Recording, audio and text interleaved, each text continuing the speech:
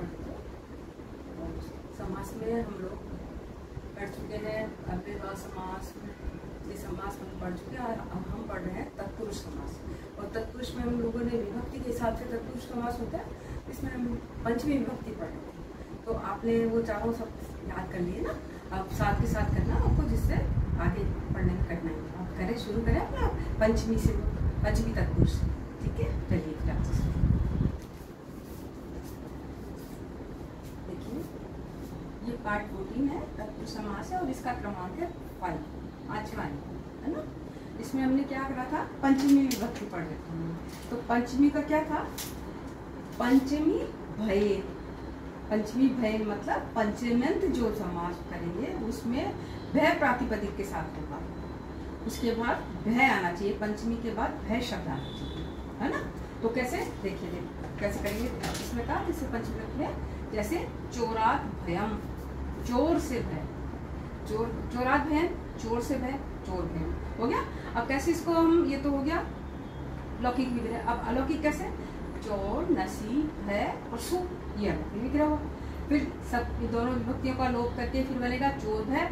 फिर विभक्ति करेंगे, कैसे, चोर भय और सु विभक्ति लाते हैं। फिर सु का अतो अम से हम अम करेंगे, क्योंकि अम्मी पूर्व से इसका पूर्व रूप हो जाएगा, क्योंकि चोर भय और अम हुआ ना, तो ये भी है। अगर दीर्घ संधि करेंगे तो आ हो जाएगा, लेकिन इसको पूर्व रूप करेंगे, मतलब ये के हिसाब से ए आ जाएगा इसमें। तो चोर भयम शब्द बनेगा पंचमी के हिसाब से, है ना।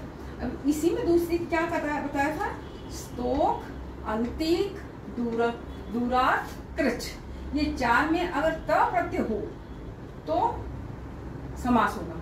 कैसे, अब जैसे स्तोक किसे कहते हैं, थोड़ी चीज को, थोड़ा।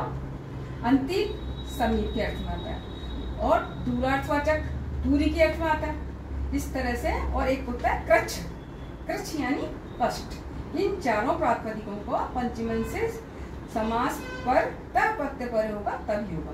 जैसे स्तोकात् मुक्तः, स्तोकात् मुक्तः, थोड़े से मुक्त, मुक्त में त प्रत्यय है ना, उस धातु से, इसलिए यहाँ त प्रत्यय होने के कारण इसमें समास हो जाएगा। और ये कैसे बनेगा, अब इसमें देखते हैं अपन। देखो कैसे बनाया था हमने, देखो ये चार बताया हमने, स्तोक, अंतिक, दूरार्थ, कृच, इसमें त प्रत्यय होगा तभी होगा।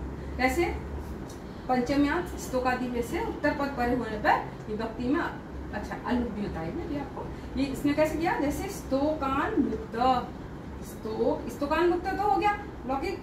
अब स्तोक, नसी, मुक्त और सु, ये पूर्व पद है और ये उत्तर पद है। तो ये क्या बोल रहे हैं कि अगर इसमें होंगे स्तोकादि से उत्तर पद परे होने पर विभक्ति में अलुक हो जाएगा। अलुक किसे कहते हैं, जो लोप नहीं होती है। लुक मतलब लोप, अलुक मतलब लोप नहीं होगी, मतलब वो विभक्ति वैसे के वैसे ही रहेगी। कैसे, जैसे स्तोकान मुक्त, है ना, स्तोक, नसी, मुक्त और सु, ये पूर्व पद, ये उत्तर पद। अच्छा, इनकी विभक्ति का लोप हुआ, फिर क्या बना, स्तोकात, नसी से स्तोक और मुक्त होता था तो, लेकिन इसमें विभक्ति का लोप नहीं होगा, इसलिए क्या बनेगा, स्तोकात मुक्त है, इस तरह से बनेगा। फिर तय को जशत्व करके दे होगा, फिर पर सवर्ण होकर न होगा, क्योंकि ये अनुनासिक है ना आगे, स्तोकात, ये तय और ये मुक्त, इसलिए ये बन जाएगा स्तोकान मुक्त, इस तरह से, ठीक है।